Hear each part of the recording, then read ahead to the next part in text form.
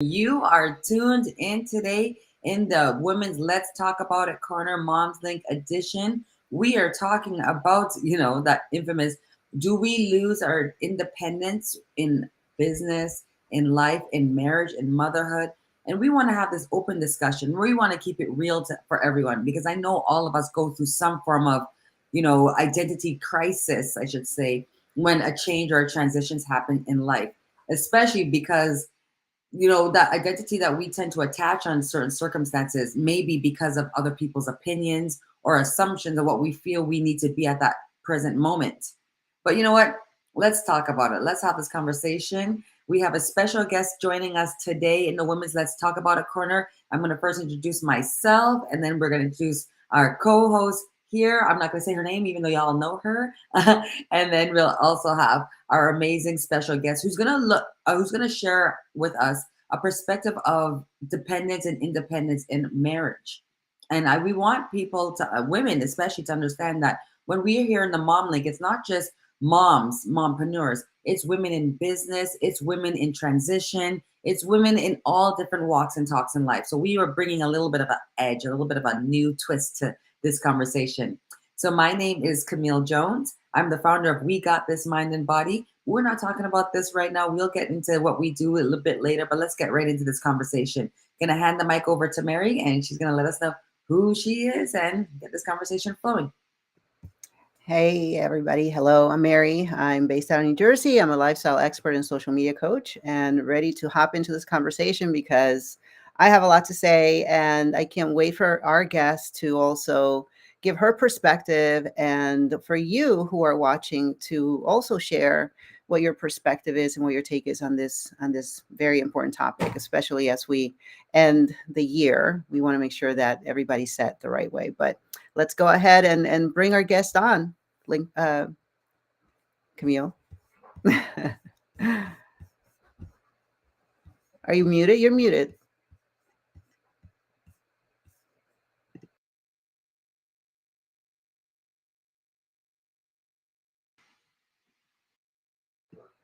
Nope, still muted. What happened to your audio?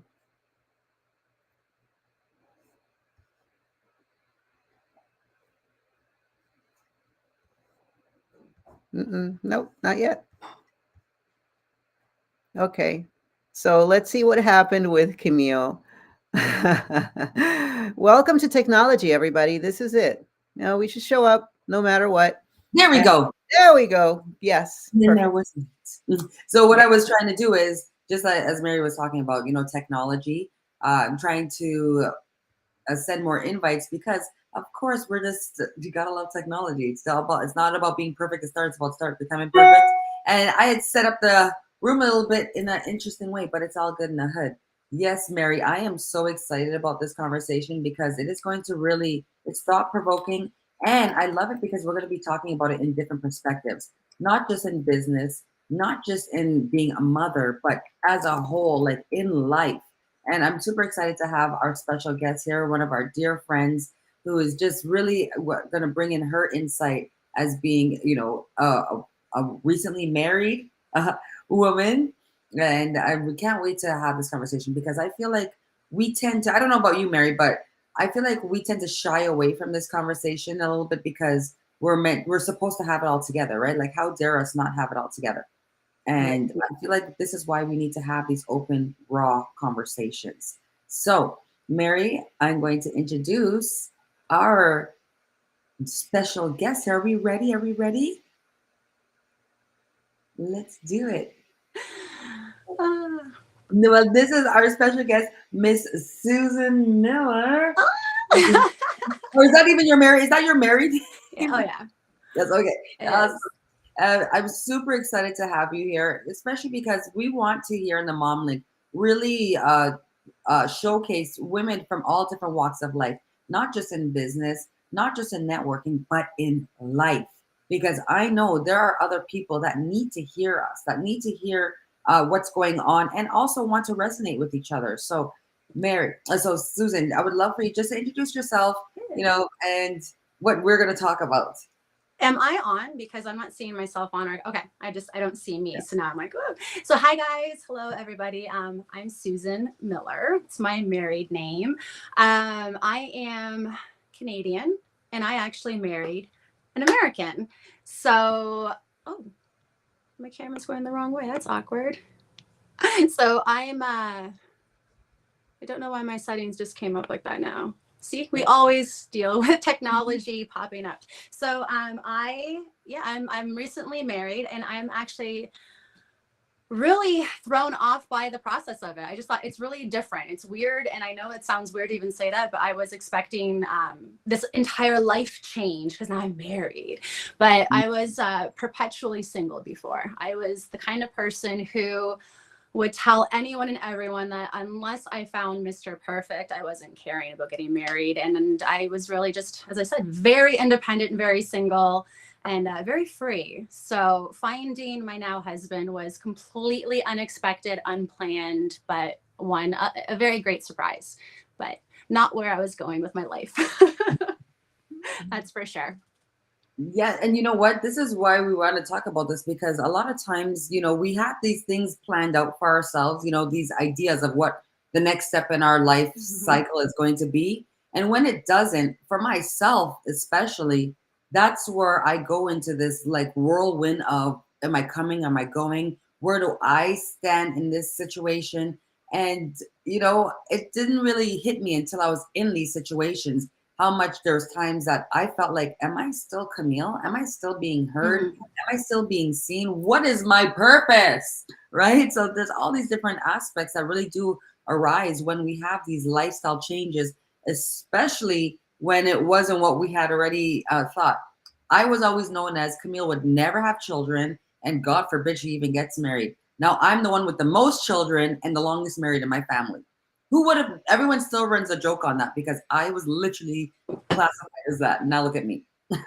so, so Mary, how about yourself? How are you? Let's get into this conversation too on Yeah, wearing that. I've been, the one thing that I have to say when it comes to that, I feel like the longer you're married, the more uh, prone you are to lose your identity because sometimes that's what happens.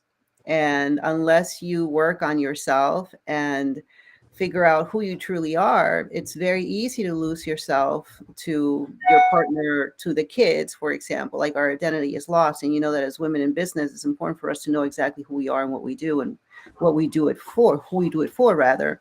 So I've been married, 21 years, and it's been amazing. It's been wonderful. And also because everybody's different. So I lost my mom at a young age.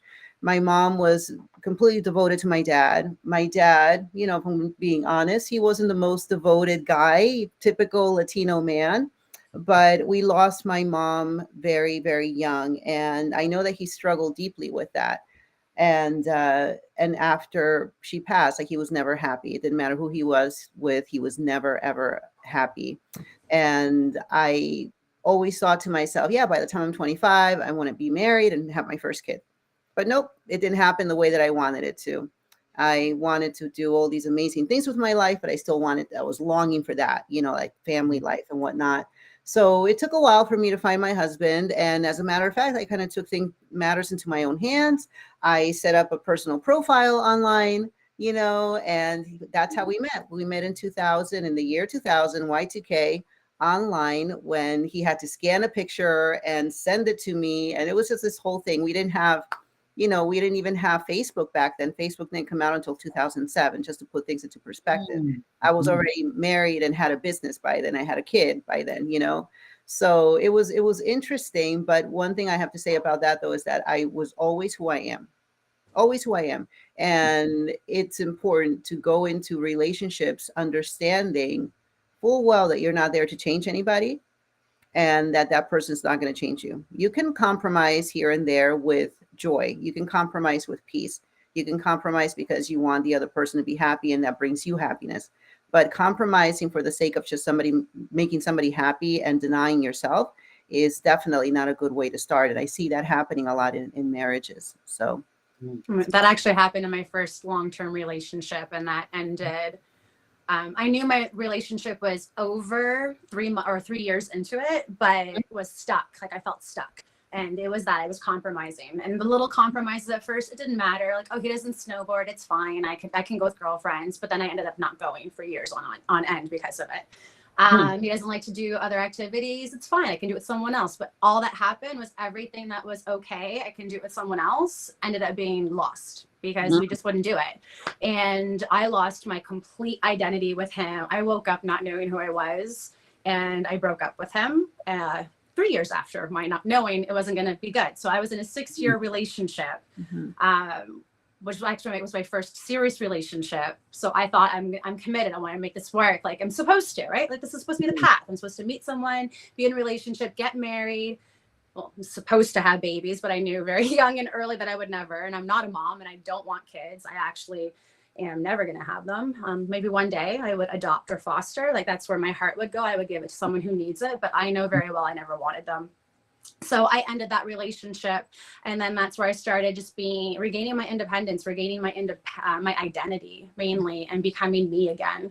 So, but Mary, how did you meet someone online when online dating wasn't even a thing? Like that's I how know. I was thinking when you said that, because I'm just like, wait a minute, 2000? I'm like, there was no Tinder, there was no Plenty of Fish something. I don't know, but like, no, it wasn't. Okay, so let me walk you through. Like I became very technical very early on. I was pre-med in college, and then discovered a virtual reality course at the university I was going to. So I got, I had either this biomedical track that I was going into, and then I fell in love with this other side of technology, and this is back in 98, 99. So in 2000, I was actually working for an internet service provider. Remember, you had to like dial in, maybe, I don't know how things were in Canada, but the modem, and it would make all this noise, right? So I did tech support for an ISP. And then I started doing web design in-house for them. And then I started to set up a list of clients for myself on the web design side. So yes, I was very familiar with how to work a scanner, how to do all these things. Back then we had message boards, I don't know if you guys remember this, but these chat message boards where you could just go in, and it was so rudimentary. It was like the era of Napster. Where we had MSN, ICQ. Yeah, right. So, and then AOL, who knows AOL, America Online. So that's what I had. And Craig at the time, he didn't have AOL. So AOL came out with this whole feature called Love at AOL. And I met people because I was always very introverted. I would only meet people online. So I met one of my close friends online, like that's how things were with me. I was always behind the computer. So I set up this dating profile, and I didn't know that it was open to the public. And that's how he found it, because it was open to the public. So he found you. He found me, and I was actually in the other category because I didn't identify myself as one thing or the other, right? So I was like other, and my profile was super funny and very specific. I knew exactly what I wanted, and he was one of about 200 guys that sent me an email. And most of these guys were like Russian, from Africa, from Canada, trying to get a green card, So I ended up meeting with him. We talked on the phone, and then we met in person. And that's how that started. But now Love at AOL became Match.com years later. Oh, okay. It's so cool. You're like the beta. Yeah, I was going to say, that's exactly. I was like, she's the beta test of all of that, because I had no idea like AOL had a dating service at that time. I was just finishing high school. Again, living my carefree, like ain't nobody holding me down. I saw my parents go through divorce. I was like, oh, and kids. I was one of those little girls. You know how little girls would be like, oh, look at the baby. Oh my gosh. Yeah. I was like you, Susan. I'm like, legs crossed, got tight. Yeah, so even to this day. Oh, no. Yeah. But you know what? For myself, when I met my husband, way how I met him is through my ex-boyfriend. I was picking up something from my ex-boyfriend. That's amazing. And when I met him, I was actually going to South Beach the next day. And I remember him asking me for my number. And I'm like, I'm going to South Beach. I don't know about you, but I have no time to talk to you. He's like, oh yeah, okay. Give me your number. And literally 2 days later, he found himself in South Beach at my doorstep. And he all the way down. Right. But for myself, I didn't really feel like as if I lost myself at all. I always felt like my husband and I, we were like ride or die. You know, we were always like best friends, like hang out, Mhm. favorite thing in the world. But when I had my children mixed in with life's ups and downs in relationships, such as I always had a career, always. But when I had my children, I decided, you know what, let me sit back a little bit and spend the time with them. That's where I started to lose myself in not even just with my children, in where do I stand in my relationship? Do I still come like, you know, we now I can't just get up and go in the car with him anymore. I have this.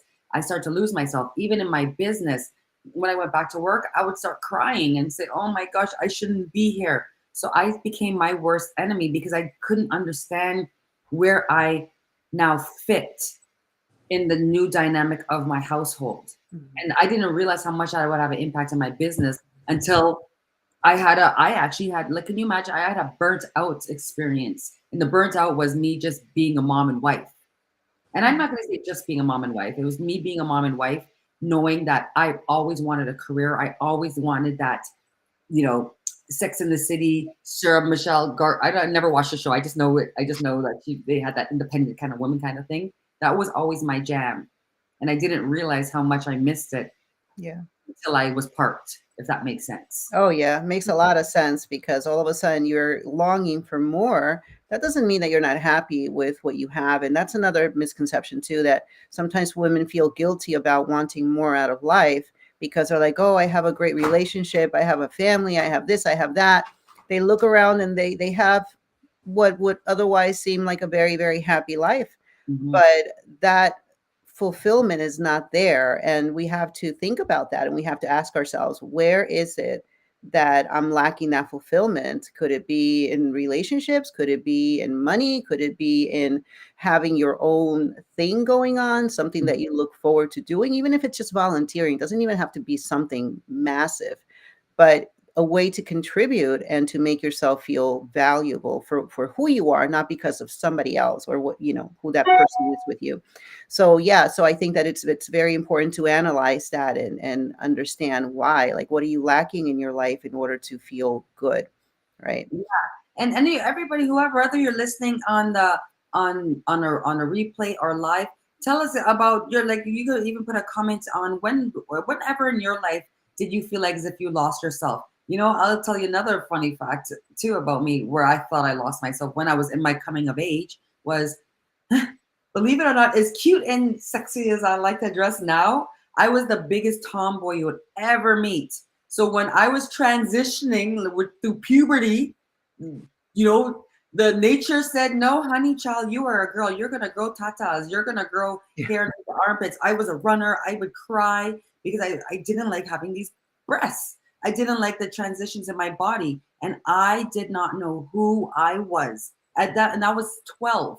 That was my first experience of losing my, what I call my independence on my own self, because I didn't who understand who I was because of these changes, and I wasn't ready for them.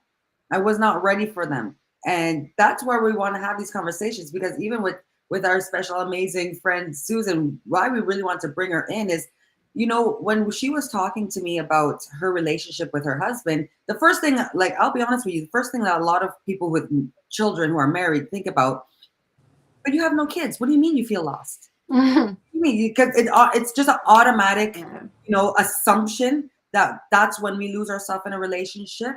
Whereas it could, when Susan shared her story, I was like, you know what? There's so many women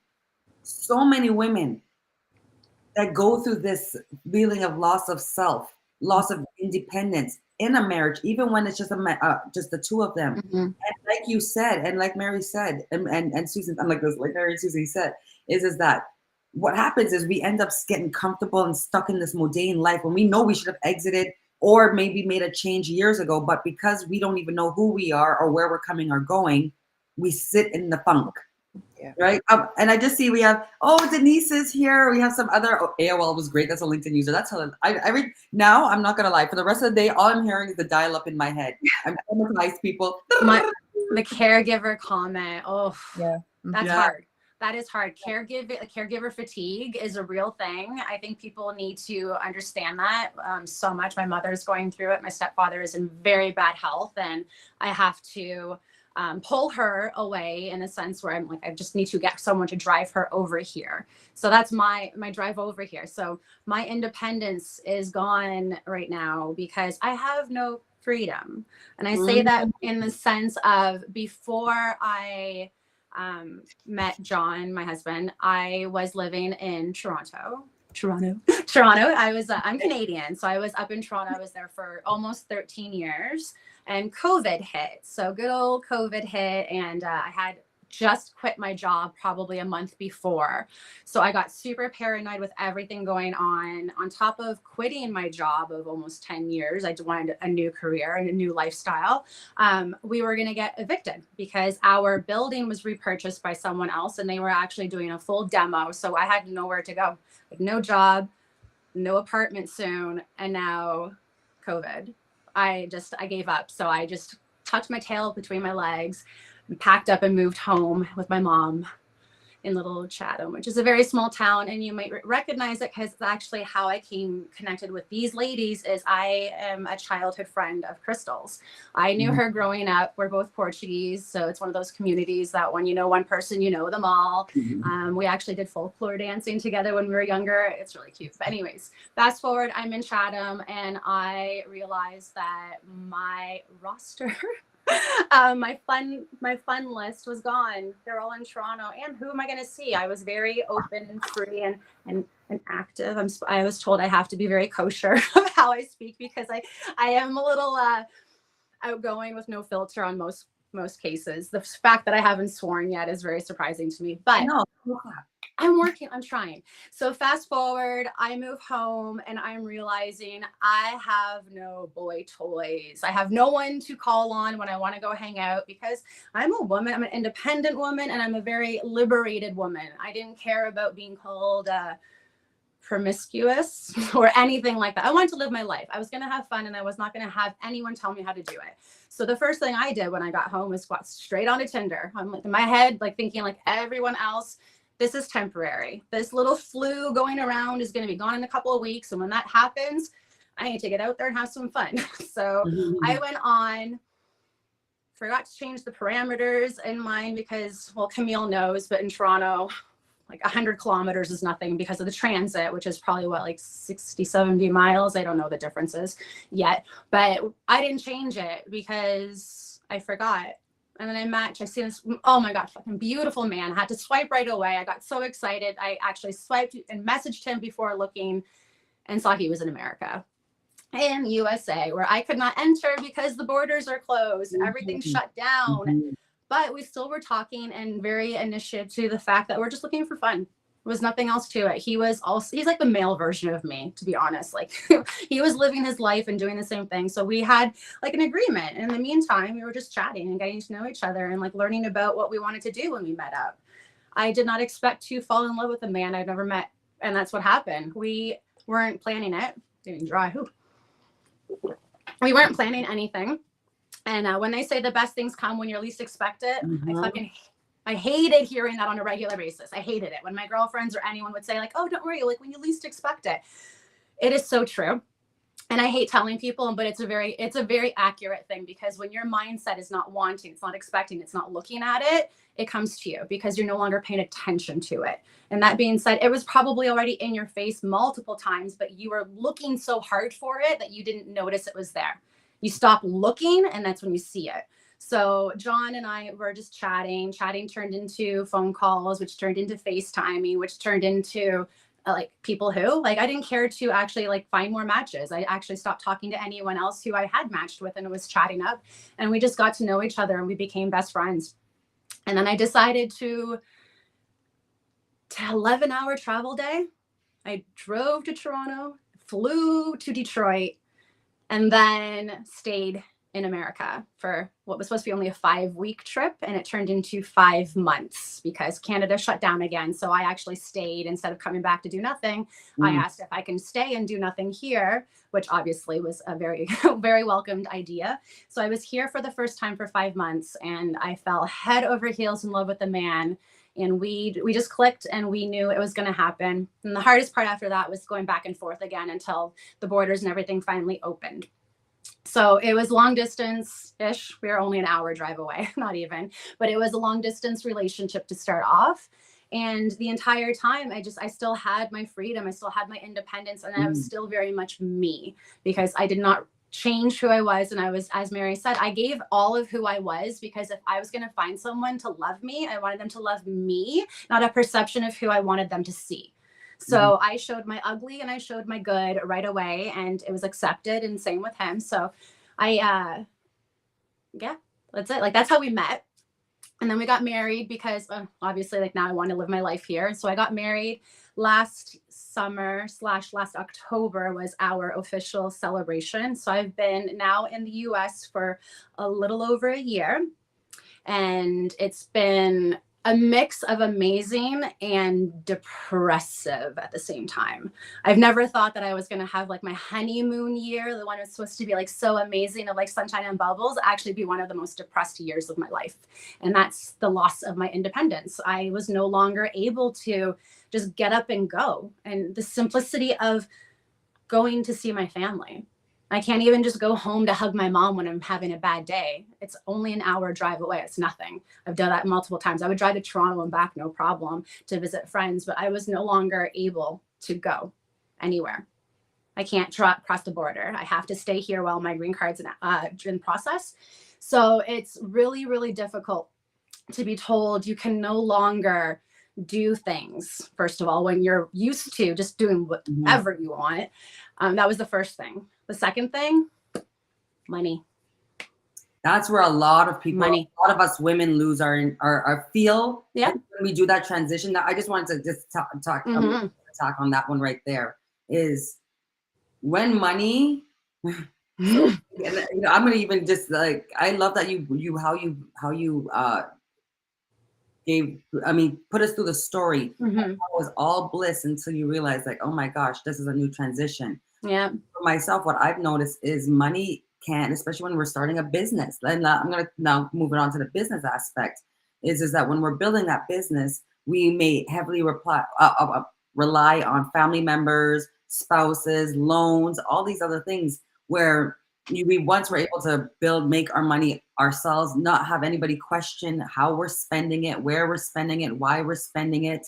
And that's where a lot of us too, as women in marriages, in motherhood, and in business, sometimes could feel like as if we're losing our independence because we can't have the choices, or we have to, like I used to say to people when I was building up my business, oh, I got to give my husband my business plan. Like, I have to give him a business plan as to why I need to invest in this landing page or on this, because he doesn't come from, we have a brick and mortar, we don't need landing pages. So, you know, I started to feel like, but I'm a grown woman. Why am I doing this? So I had this, I felt like as if I lost my sense too as well when you said the money. I wanted to just, there's someone here in the chat that I love this. It was Anna. I'm just going to read it really quickly because I think it was very interesting that she said that and that her son actually caught what she said. So I'm just going to read it really quickly for everyone. Is when my 21-year-old son got invited to present his website business to 20 very conservative older businessmen, he invited me for moral support. I went at the beginning of the meeting. Everyone introduced themselves. When it was my turn, I began by saying, I'm my son's mother, and gave a very brief synopsis of my life. The meeting finished, and to my surprise, my son said to me, "This is not you. You are much more than my mom." That hit me. That hit me because even a lot of times, whether it be your mom or John's wife, there's been many times when I have said, "Oh yeah, I'm Chris's wife. Oh, I'm Christian's mom. I'm Christian's this," which I am. But I remember I saw Sharon Lecter a few years ago, and she did this whole activity on I am. So she's like, everyone write the word I am, and right next to I am, fill it in. She didn't say what to fill it in with. So everyone's like, I am a mom. I am a sister. I am a wife. I am a business owner. I am a money magnet. And then she's like, but where's your name or something that you label yourself before you even say any of these other things? I am Camille. Whatever you want to label yourself, because remember, your label, if you call yourself Sunshine, you put that first. And the reason Mm. why she says to do that is because so many times we could get lost in the titles of even the things that we love or in the people that we adore. So even when she said that about her son, I feel it as, if I look at it in a mom's perspective, I'm like, okay, my son is here and this is his amazing opportunity. I don't want to outshine him. So I'm just here for support. So yeah, I'm Christian's mom. But I love that her son corrected her because mom, Mhm. Portia, they say, hi, my name is Camille. I blah blah blah blah. That's what he wanted to hear. And that hit me when she said that. So thank you, Anna, for that, because now I'm gonna be more aware of how I introduce myself and reminded that I am me first. So I just wanted to say that. And yeah, so let's go into like the business aspect because Mary is queen of all different types of business too as well. And I know, especially in business, when we are starting out, whether it be in a career or in entrepreneurship, there's the time where we may feel like as if our voice is not loud enough, we're not being heard, Mhm. or this is, I start level entry because I am getting to this position, but you got to start somewhere. And even if it's that water boy, all of a sudden it's like, do I feel like my worth?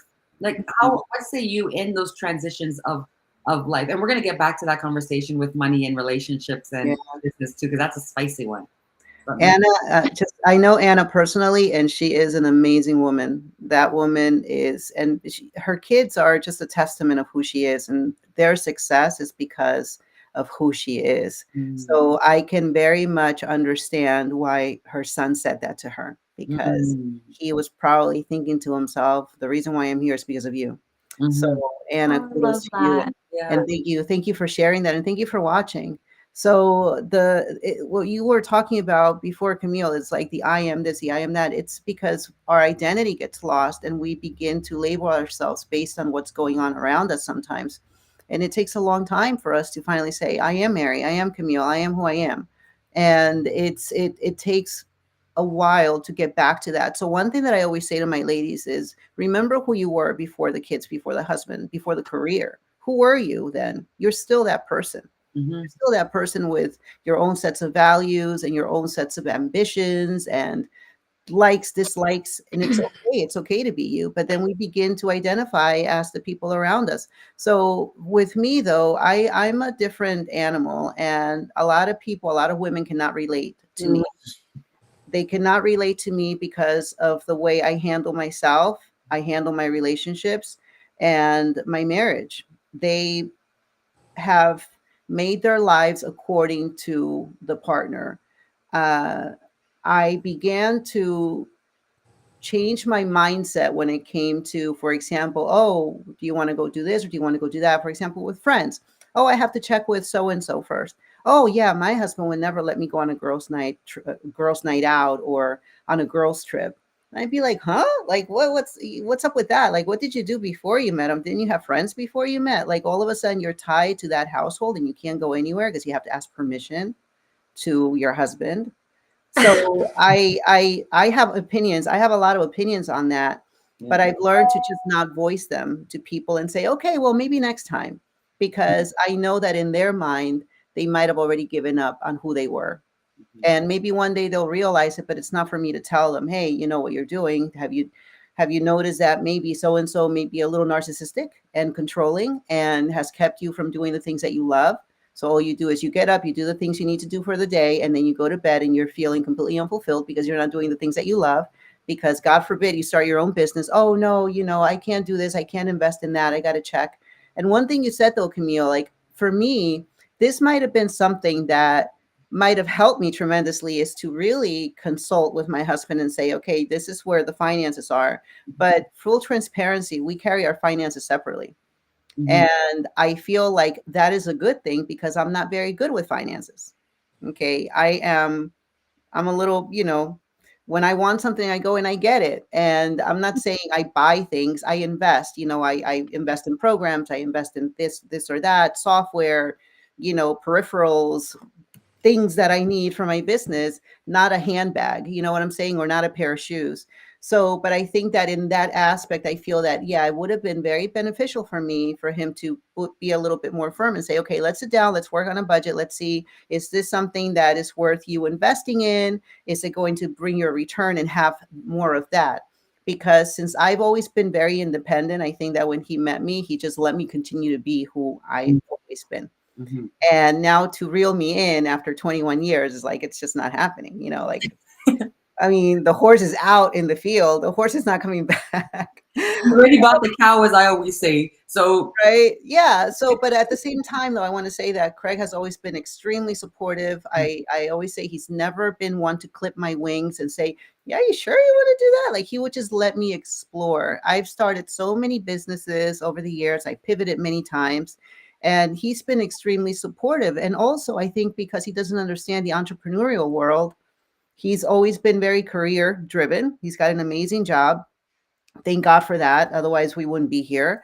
But because of that, like, he only understands go to work, you know, make that salary, go on vacation if we can afford it, and come home, and that's it. Right.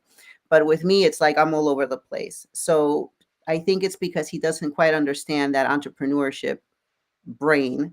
He maybe doesn't understand how to deal with all the ins and outs of having a business, you know. So but yeah. it's great that he may not understand the dynamics of entrepreneurship because it is very different. That's if it was the same, there'd be more people doing it. You know, just as there'd be more doctors, like we'd all be doctors or lawyers. But it's still nice that he does give you that support. Oh yeah. And I can honestly say that too. So I just celebrated my 15-year anniversary. I've been with my husband for 23 years. And I remember when we first got married, I'm like, before we get married, I'm gonna let you know, I'm gonna be a carnival girl until the day I die. I'm going, yeah, I'm gonna be wearing my stickers. I'm gonna be dancing like this. But one thing is, I will always come. I will never be disrespectful to myself Mm-hmm. first, and I will always come home because this is just part of my culture. And I've always been very similar, like with you, Mary. I've been very upfront. Chris has been so supportive. Even like last week when I was in Las Vegas, the butt picture, that butt picture. My parents called me, goes, "Oh my gosh, what did Chris say? What did Chris say?" Chris messaged me, goes, "Yeah, baby," because he knows who I am and he knows for me, my independence is I'm a carnival girl, and everything about me to feel good is freeing up myself, but in my own stance. And he does have that support. But where I found where I was losing myself, and this could be even something like I love even sometimes when I talk to Susan. Susan will slap me and say, "Camille, I think you're like she said this morning. I think you're in your head more. You're Doing your stressing yourself out. You're feeling maybe you could take the reign on this." As opposed to feeling so, she didn't say in those kind of words, but I in that context, right? And that's where I found with myself, I get so in my head in what I need to be doing that I feel like as if, oh, maybe I'm not as independent as I thought I was, or maybe I need to add, all of these limiting beliefs start to come into my mindset, especially as I'm building up my business. I'm like, oh, maybe I should not do it this way because I need to be visible that way. All these kind of I would say limiting beliefs on my dependence slash independence, even with who I am becoming. All these transitions as I'm going in this latter part of my life is hitting me just like it did when I was 12, realizing that I was becoming a girl. It's like I'm revisiting it all over again. And this is why it's great for us to have this conversation because we want all of us to understand that even once we get our groove, once Stella got her groove back in one area, we may feel it in other areas, but it's Yeah. all about having that self-awareness and then going back to who you are. And I'll be honest with you all, and I'm still I would love your perspectives on this and how you all have been handling this because of the way of how everything is costing. And the pandemic did what we like to call in Canada, everything now has a COVID tax, Mm-hmm. including grapes, everything. It may not be because of COVID, but ever since after COVID, everything costs extra a lot. Mhm. And I've noticed out of all the times that I had come and gone in my own self independence, in my relationship, in my business, and especially in motherhood, now that my kids are active in their activities, I'm feeling like as if I'm losing my independence financially, keeping up with the Joneses.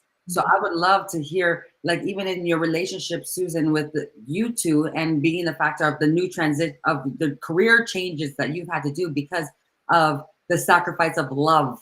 I chose And then, love. yeah. Yeah. So I cannot work. That's my thing. I am being that my green card is an application, I'm now sponsored by my husband. So I am here and I cannot make money. And not that I had a bunch beforehand. I don't want to seem like I was flying in, like spending it, but I spend. Mary, I burn money, burns a hole in my pocket. It's in my possession. And it's like right away. It's like, what can I buy that I've been wanting to?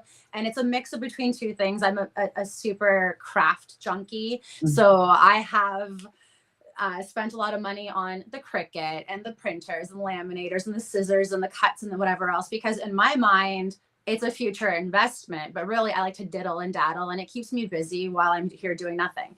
But in the process, it turned into a future investment because I do want to take that and start using it and building up some crafts and do a future business to when I finally do have the ability to get my LLC that I am ready to go. So I'm using the time now to do that. But before that, I had nothing to do. I had no prospects. I'm not going to apply for, I can't do anything. Like what do you do when you're not able to work and you have no income of your own? So the biggest thing is I have also, not the biggest, but one of the other things, I have no friends here. I'm moved over here specifically for him. And my joke is, how do you make friends in your 40s when you're slightly introverted and you have major social anxiety? Because that is me. I do not like being in social environments. I hate being put on the spot. I love being the center of attention when it's under my control, but being put on the spot, it freaks me out. So when I'm in scenarios where I can meet people, I will freeze and I will forget how to speak first before remembering who I am and bringing that person forward. So I always end up being really awkward in that way. I come off being really bitchy because I look like I don't want to talk to anybody, but meanwhile inside I'm just perpetually trying to find a way to do it. So that was one thing holding me back. I'm not making money, but what do you do too? That's what we were talking about, was when you're trying to make friends, you're trying to be social, you're trying to find things to do, you go out and do things. But how do you do it when you don't have your own income? Because I'm not going to go there being the dependent or independent woman I am. I wasn't going to go to my husband every once in a while and go, baby, can I have $10 so I can go out for a coffee and try to meet somebody? Or can I have $30 to go and do a class? Or it was a thing that just broke me. I didn't know how to ask my husband for money so I can go and have a social life, because I don't do that. I don't ask someone permission. I don't ask someone for the ability to be able to do it. It's not even about that, Susan. You bring up a great point, because I think that as we get older, we become more self-aware and we understand things a little bit better, right? But let's say for the next generation that's looking into getting into a relationship, it's important to have those conversations, those finance conversations. Like, what happens if I lose my job? Are we going to be pooling our income together? Are we going to have like one shared account and one in, our independent accounts? And also, what about kids? Because sometimes you're hot and heavy for each other and you forget to talk about whether or not you want children. And that can be an important thing too. Like, and all of a sudden it's a deal breaker. Oh yeah, I don't want to have children, and the other person wants to have children. Then it can be a massive deal breaker. So, but still, I feel like it's never too late to have those conversations, especially the conversations about finance and understanding too. Like your situation, let's put you as an example. You're in an interesting situation because you can't really do anything about it right now. So he has to support you, right? He loves you. He probably feels like, oh, I want to do this for her, but she feels like, oh, she's so independent. No, right? But it's funny because as you're saying that, he does want, told me, you're being silly. You don't have to ask. What is that? It's our money. But in my mindset, it's not, because he's going to work. He's making the money. He's the one who's providing. It's not my money. We're married, but it's not my money. It's his. That's how I look at it. He's earning it, but he's got it's a mentality of, we're married. We're together. So for him, he looks at me like, you're an idiot. You're on the fucking bank account. Like, just use the card. But for me, it's like, but I don't know. Like, I don't know what else is going on. I don't know the plans. I don't want to overstep. What happens if I go and buy something that I want to treat myself with, and all of a sudden there's not enough to cover a bill? Like, I know, like, I can look at it, but I don't know.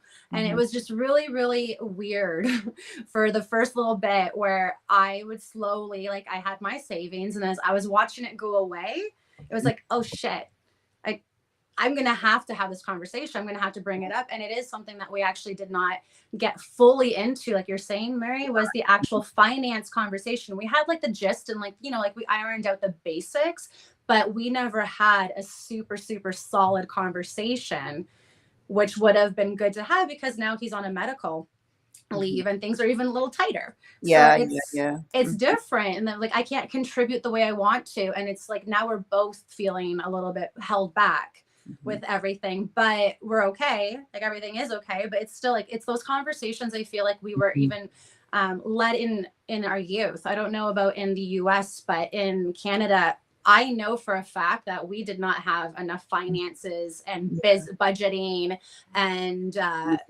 investing and any of those conversations. It was very cultural too, right, Susan? Well, we had a religion course that taught us how to be a wife. I got that one. How to get married and we've had our home practical stuff. our home ec course to learn how to cook and sew for said family, but we never had any actual economics, and even our economics classes never really touched base on real life. No. So we didn't have those, not like those learnings and those teachings of when you're in a partnership, is it going to be you and you, or is it going to be you like used together? Are you going to be married and have two separate accounts? Are you going to have two separate, like hold your finances and then work together? Or is it going to be like me where everything's now all pooled in one and it's the same finance? So those things are very important to have, like you're saying, and those conversations should be started even young. I have it with my nephews now. They're 12 or 11 and 9, and I will talk to them now about these weird, and they look at me like I'm crazy, like no, keep on speaking it, because like stop it. We have to change that culture and start with us being that self-aware, because it's very similar. I don't even think it's as much as a cultural thing as an era thing, because a lot of our parents and our schooling definitely didn't teach us about these conversations. We just heard you go to school, you get a career, you get married, you have kids, and then you live happy ever after and die. They don't talk about all of the highs and lows, the insurances, what a RSP is versus a mortgage, and then especially, okay, that's the practical parts of it, the life parts, but we also don't really talk about or understand where we lie when we're building a business, right? Because we're taught to, what do you want to be when you grow up? A labeled job or career, right? But we're not even talking about that part. And I find that's where a lot of people in business, like even Mary, like I saw a post that you had today, or I think it was today, about keep going. I find a lot of times when we feel like giving up, even in our businesses, it's not because we're not passionate about our business. It's not because we don't love what we do, but we feel like as if we can't go anymore because of our finances, or that we're becoming a burden to the others. Like, again, my husband's very supportive. When I tell him a business plan, it's because I still have that same type of feeling that Susan has, is that I see Chris busting his butt off for our appliance store, and he is willing and or what have you, but then it challenges Camille's own perception of my independence. Remember, I'm never getting married. I've always had a career myself. I've always I swear I had like a 900. I knew about credit. I learned about credit very early because I wanted to learn how to make money in Canada, and that is learning the tax system. So I learned it all myself before I even knew I had kids and marriage. But I didn't understand it when I was building a business, and I didn't understand how much that was going to affect me in my independence, as well as how much I didn't realize being dependent actually is not for me. I mean, it's not that it's for anybody, but it's still something that when I see these, when I need to keep myself reading books or being in great spaces like these ones, having these great conversations, to understand that my keep going is not my passion. My purpose and my passion is what keeps me going. Times where I feel like as if I'm like down under is when I feel like as if I'm losing my independence. The majority of times that independence loss is derived from the income that I once was so accustomed to, that I'm now building. So I think it's here. It's it's as I build up on it, but it's still not as every 2 weeks. Or when I go to the dentist now, I actually have to pay. Like, we're Canadian, we don't pay for this stuff. You're self-employed. So I didn't know any of these kind of things. So that's where myself in business, I started attacking my business. I started not showing up the way I needed to show up in my business, not because of my business, but because of those beliefs and those feelings of lack of independence. Does Mhm. that make sense? Yeah, makes a lot of sense. Absolutely. Yeah, and I can definitely relate to that because it's not easy. When we do what we do, the income is not steady. So I'm grateful that I have that steady income from my husband. Otherwise, like I can't rely on that. I can't depend on just what I make. So it's been interesting, but the thing too here that we need to know is like we have that mindset of just not stopping. Like if one thing doesn't work out, then we go into the next thing and we try a different way of doing things. And that's where the support of our spouses comes in because they see that we are driven that way and we are not going to stop even if something didn't work out or we didn't make the money or we had the launch and the launch. So these are things that are important to also talk about and have them understand.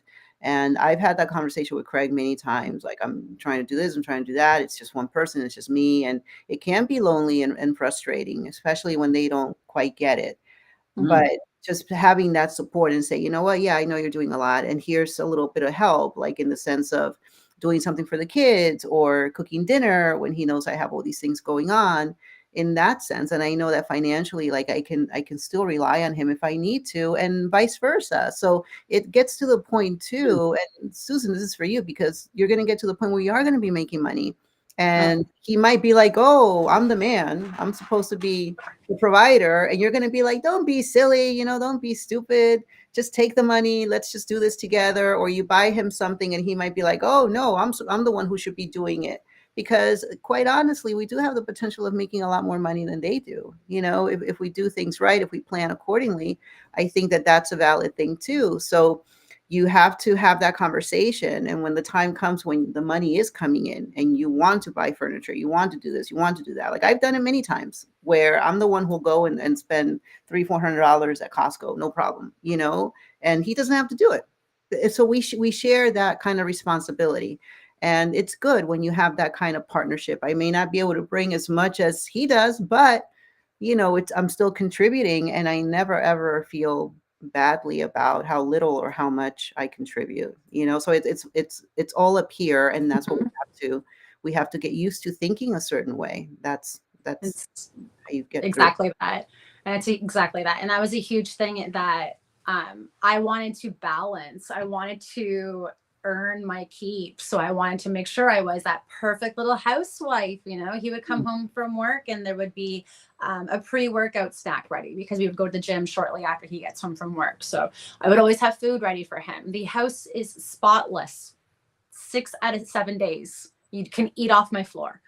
You can always find clean laundry. You can always, everything is always available because I had nothing else to do. I had nothing else to gear to. So I would wake up and make the bed and clean the house and do the laundry, have the food ready, have dinner prepared and prepped. So when we got home from the gym, it was there, it was ready being made. And I was that little Susie homemaker. I did everything right, except I was miserable. Mhm. I was miserable living this life that was the cookie cutter housewife that probably a lot of women actually would be happy doing. No, and there's no shame in it. There's absolutely no shame. I used to think that I wanted to be an unemployed housewife. Like I was gonna say, but yeah, an unemployed. Oh, I can do it. I'll take care of my man. I'll look all cute and sexy when he gets home, and this and that. No, not at all. Because what I end up doing is just concentrating on his needs. That I left my own. I forgot about myself. I would never get ready anymore. I live in workout clothes. We would go to the gym, so why was I going to do anything beforehand? I stopped caring about having my hair done. I literally just straightened my hair right before this video because I'm like, wait, I'm doing something. I stopped getting ready in the morning because why? I wasn't going anywhere. What was I doing? Like I would just make sure like I was showered, I was clean. That was about it. I didn't care to be pretty. I didn't care to do those things. And slowly I was just losing everything and anyone who I was because who I became was John's wife. I Mhm. was here for him because I had no one else around here for me, that it made me forget that I'm supposed to be here for me first. Mm-hmm. I'm supposed to make sure that I am washing up, doing my hair, putting on an outfit, regardless if it's an active wear or not, but doing it first thing in the morning and not waiting that half hour before he gets home. Right. So it was a very miserable time that I was living everything for him and catering to doing everything for us, but really it was all for him, that I put myself in his routine and his habits. I was a night owl before. I would be in bed like 1-2 o'clock in the morning, and then up at, like not midday, but I would wake up late. I didn't have anything else to worry about. I was able to do that. But then I switched my schedule to fit into his, because then it was easier. I no longer was going to bed after him and waking up after he left for work. I now go to bed super early and I'm up in his routine. But as much as I hated that at first, I'm loving it now, because now I'm using my mornings for myself. I'm making sure that I do my meditating. I do yoga in the mornings. I will do my little journaling and just really make sure that I'm starting my day feeling that I did whatever I had to do to get my mindset to where I needed it to be. Yeah. So it was a year. It was a long time. You mentioned volunteering, and that's what I started doing first, to start getting out of the house and doing something. I found a rescue, a dog and cat rescue. So I go there, and I was there 5 days a week. I'd go walk the dogs in the morning, and that was the beginning of making it feel like me again. I was starting to go out and do something. I was no longer waiting for my husband to get home. I was trying to get home before he was now. And there was an excitement to my day that I had something to do. I had dogs to go play with. I had someone to help. And then I started helping them with some adoption events. So now I'm on the computer and planning and doing things and reaching out to people. And my independence started coming back. I started doing things that I enjoyed. But then I noticed it was still for everyone else. And I had to stop and reel that back. I'm like, yes, I'm helping and doing things for my husband. Now I'm at a rescue and this is so much fun, but is it still for me? So it was always the thing now, like fast forward a year, things are changing. My husband and I actually almost had a little bit of a rough patch, because I stopped making the food all the time. I stopped having food ready for the second he walked home, and it would be okay to me. I'm like, I'm okay. This is okay. I don't have to have all of this because it's what was done. And we had a conversation about it. And I reminded him that I need to find me again. The person he fell in love with was slowly disappearing because of the lack of my independence. So once I started getting it back, and once I started actually going and doing these events and meeting more people through the rescue and getting friends, having friends and going out alone now, once all of that started, it was starting to feel good. And now I'm getting back to who I was, but a better version of it, because now I've experienced this year of pure shit. And I never want to feel like that again. I never want to let us get back into the funk where I was making sure everything else except myself was taken care of, because that's what ended up losing the care and everything I did. I no longer cared to do it. So it felt like a routine, and it was no longer an appreciated action from him. Right. He no longer didn't care if I cooked, because he saw that I was doing it because I had to do it at this time. He no longer enjoyed those things with me because he saw I wasn't enjoying doing them. So when I noticed that, and when I saw it and we had that conversation, I'm like, why do we have to eat at the same time? I'm not hungry every day at that time, so I don't want to cook. Why are we doing this? So I'm like, beforehand, I lived a life where I kind of just did it when I was hungry at one day or 3. Who cares? I wouldn't plan my meals at the same time. So why do I have to now for him? And he's like, you never had to. I never had to. I thought I had to, though, because I needed to earn my keep. I needed to earn the money that I was spending with him. But I never had to. And that's the thing. I assumed that I needed to fit into a role because I had to contribute in some way. And it was a role that was never even asked for. It was one that I assumed. And this is why I was saying earlier to Camille with our headspace, we were assuming a situation and then getting upset that it wasn't going the way that we wanted it to go. Mm-hmm. And we just created our own upset. Like we put ourselves in a situation that we created, which was really weird to really see it. And then when I finally had that open conversation with him, now like we girl snack. Have you guys seen those things where people are like, dinner's girl snacking? Now we just snack. Like I just make sure that like on Mondays, it's my power day. I get things bought, I get things made, and I have the fridge filled with snacks, because him and I are so alike that we don't need to have dinner together. Although we do, like, don't make it sound like I'm not cooking dinner for us, but we actually now just graze and snack whenever we're hungry. Sometimes it's together, sometimes it's not. But most of the time, we're not doing everything together, and it's actually okay. And we are so much better now than we were when I thought I was doing everything right. So I it's love that. isn't that weird? It's so weird. I love that transition, Susan, because you brought it full circle, and you touched on everything that we need to do for ourselves, and it begins with the way that we think Yeah. and how we process It is. things. And you assume that this was the role because you never really talked about it, so that was your assumption. Who knows what he assumed, right? He Yeah. probably thought, okay, I'll just let her do whatever she wants to do. She's here, she's happy, she's away from her family, like trying to accommodate you as much as possible. And then you assigned yourself that role, and look where it got you, until one day you're like, no, I'm done with this. I don't want to be like this anymore. And you made the decision yourself. You made the choice yourself to change and step out of that role. And hopefully now things are a little bit more, the air is lighter, and it's not so difficult to do things day by day. No, it's changed. It's an absolute 180. As I said, I'm like, I wish this whole year, in a way, I don't wish it didn't happen. It did, but now I've experienced it. We've gone through it, and now it's like we're in our honeymoon phase. Yeah. Oh, now we're back into a good place, and it was funny because I was assuming all these things that was never asked for, and meanwhile, I created a dent in our relationship because of it. So it is important to have those conversations.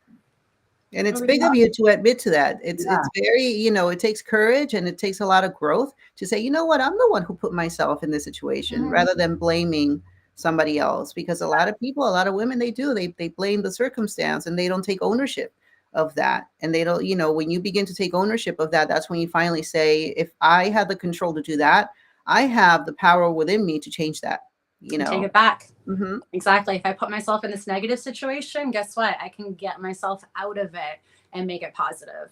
You go, 100%. girl. Thanks, babe. So now it's just a matter of give me my fucking green card. Oh yeah, that green coming. card. I know there's a delay. A lot of people are waiting for it, with everything that happened. Thank you, 2020, right? But it'll happen. And when it does, you're just going to be so ready, because you have all these amazing people around you now that can guide you and say, okay, you're going to hit the ground running. As soon as it's done, 100%. It's going to go from who was that to, oh, there she is. There she is. Because I'm in the back limelight right now for a reason. I can't do much. I really can't do anything. But the only thing not the only thing, but what I am doing is I'm learning so much. And this is something like we can plug in a little mom link moment right now, because there's a lot of people who are always saying, I'm not a mom. Like, I can't join. I'm not a mom. Right. I'm not a mom, and I'm not going to be. It's not only for moms. It's a group that was created by moms, and it's absolutely amazing. I'm not an entrepreneur yet. And that's the other thing that I think people don't realize. You do not, if you have the mindset where you want to start a business, whether it's a small printed on demand or whatever, something little, it doesn't have to be right now. Oh my gosh, I got left alone. Hold on. What is it? Oh, it's okay. But what I was saying, it's like our mom lane plug in for this is I'm not a mom. I'm not going to be one. And this is a community that has sparked joy in my life. It has definitely brought a new perspective to me. I'm learning. I will go to different master classes here and there, not because I need to learn that skill, but because I want to hear the experience of all of these I want to say seasoned, but top tiered, amazing entrepreneurs who have gone through it and are teaching. So for any of the women who are actually looking for something, but they're not sure where or what they want to do, this is exactly the community for you. Because for that reason, you're going to find out if the struggles are worth it, if the stories like coincide with your own. And everyone in this community kind of pairs up and will have a story that matches with another person. So there's someone who's looking at this like who I am. I'm not a mom, and I'm not in business. I want to be in business. I will be an entrepreneur when things are rolled out, and I can be. So I'm not going to wait to find a community once I'm an entrepreneur. That's stupid. I'm going to find that community now. I'm going to gain the knowledge. I'm going to gain their experiences. I'm going to walk along with it and learn from that, so I can start boots running, whatever that saying is, feet on the ground, and go.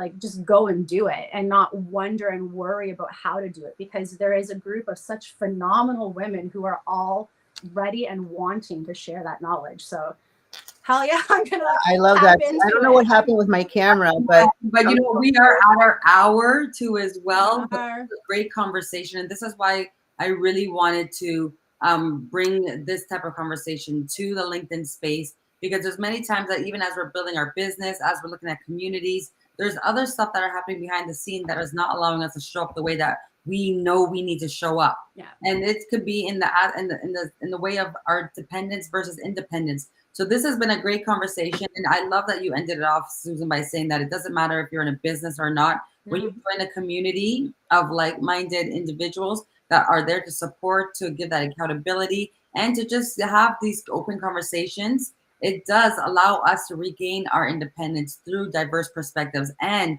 the power of us being able to use our voice to express how we are feeling as well in a safe space. So this was brought to you by the Mom Link. If you would like some more information on the Mom Link, definitely slide into myself or Mary's messages, and we'll be sure to give you some more information, because it really is about women supporting women in all areas of life, not just in business, not just in motherhood, if there is motherhood, and not just in marriages, but as a whole.